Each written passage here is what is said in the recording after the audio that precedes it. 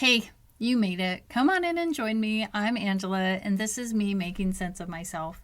I'm super glad you're here. If you haven't done so yet, hit the subscribe button so you can join me on the adventure as it unfolds. And if you love this podcast, share it with your friends. You have the capacity to understand yourself, and that's through connecting with and understanding other people. I'm going to share with you about how I do life. This week's topic was about the awkwardness of change. In the first video, I talked about a time when I experienced change and it was hard. In the next video, I talked about a time I was trying to change and I recognized the awkward feeling. Then, I focused on a time I embraced change. Then we meditated, and in this video that I lovingly call the Frittity or the Friday Ditty, I'm going to share with you a parable about the topic, the awkwardness of change, along with explaining what happened inside of me, at least what I think happened inside of me. So let's get to it. Once upon a time, in a meadow where the sun kissed the dandelions and the wind whispered through the leaves of the oak tree, there lived a dandelion who dreamt of being as strong and grand as the oak tree. The dandelion watched as the oak tree soared high into the sky, providing shade and shelter to all creatures below.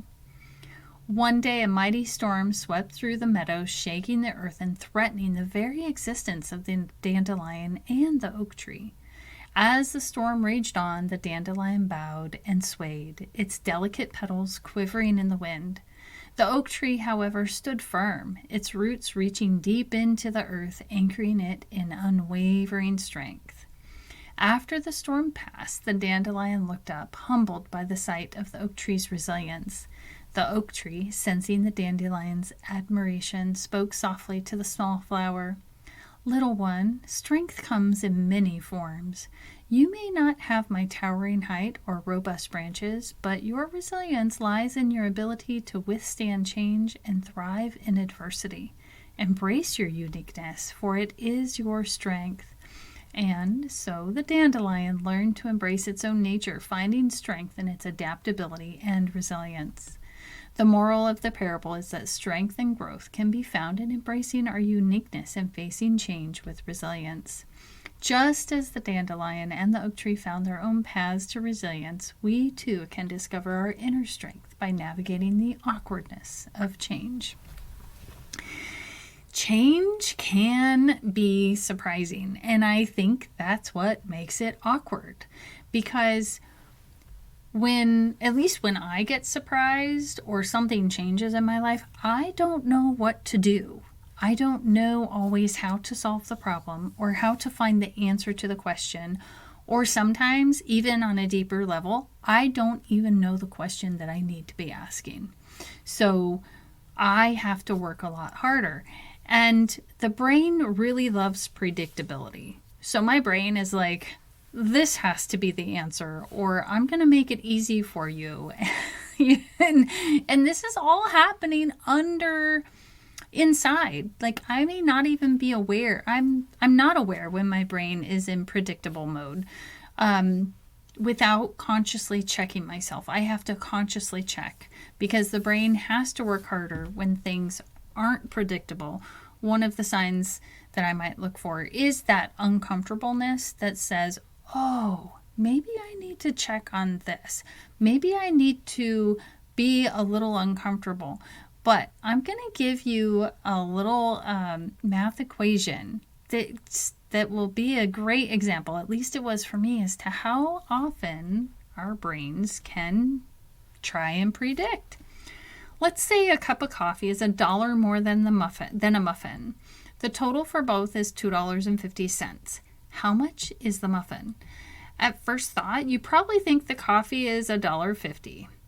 The math doesn't work out. $1 for the muffin, $1.50 for the coffee. That equals $2.50, but that means the coffee's only 50 cents more than the muffin.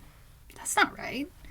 In order for the coffee to cost $1 more than the muffin could only cost 75 cents, which means the coffee would cost $1.75 or $1 more than the muffin. That math problem, it is so easy to make that snap judgment early on. than it is to take a moment to double check the math. And our brains do that on the regular. Have you ever been in an argument or a conversation where it seems like, or maybe observing one, where it seems like the people that you're observing are arguing from the same perspective and they don't even realize it? That is what I'm talking about. Like, we're in that emotion, we're in that idea, we're in what we think is predictable, that that perhaps the other person is challenging our idea, that we can't even hear that they're saying the same exact thing.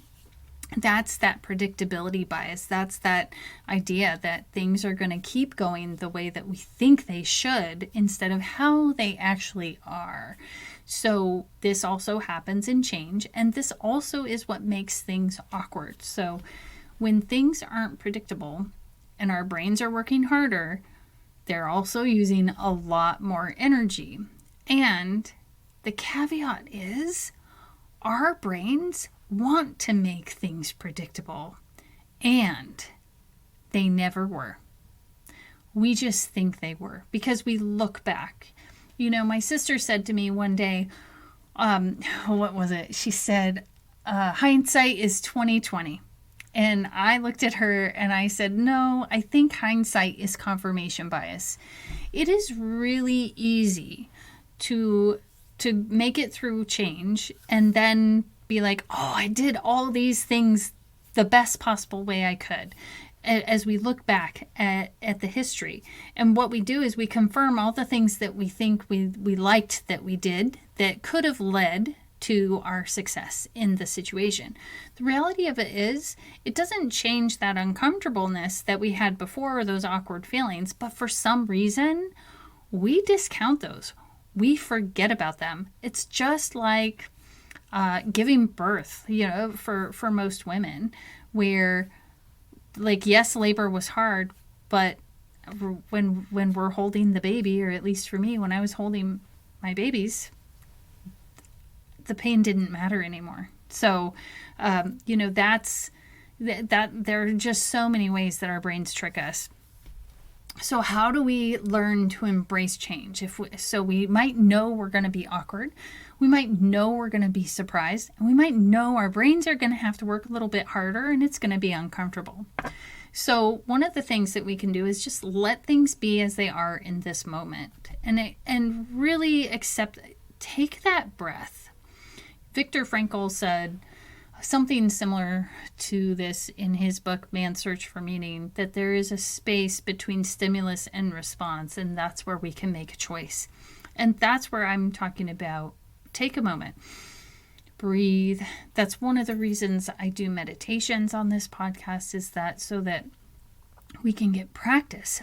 I can also get practice at taking those breaths, at meditating, at really looking and seeing, what's that voice inside my head saying? And do I want to believe it today? Sometimes finding peace is hard, especially when I think I should feel another way. And I think that's important when it comes to change and the awkwardness of change also, because the awkwardness of change and peace and embracing change it can be hard. So embracing that as part of our story is really important. Embracing the emotions that come up with change. We've talked about this before, how when you embrace those emotions, it gives you the ability to have psychological flexibility. Ooh, I'm feeling awkward right now.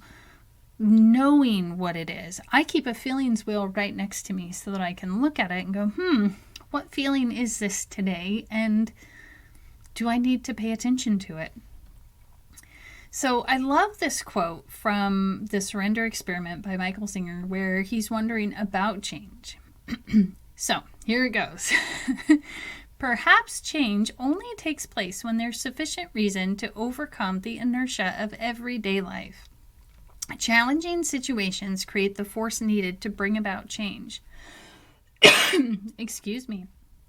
The problem is that we generally use all the stirred up energy intended to bring about change to resist it. I can't help but wonder,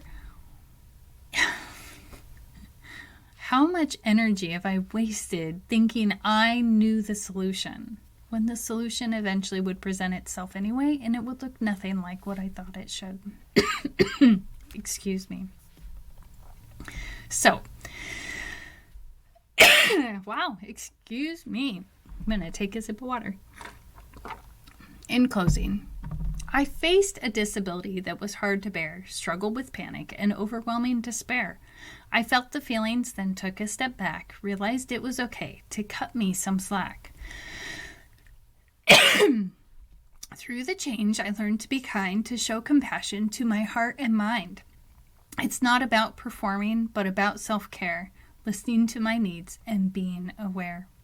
Like, share, comment below to let me know what topics you'd like me to explore next. Remember to subscribe to me Making Sense of Myself for doses of inspiration and self-discovery. If you have a question, send it over. I'll answer it. Let's do this together. I'm Angela, and this is me, Making Sense of Myself.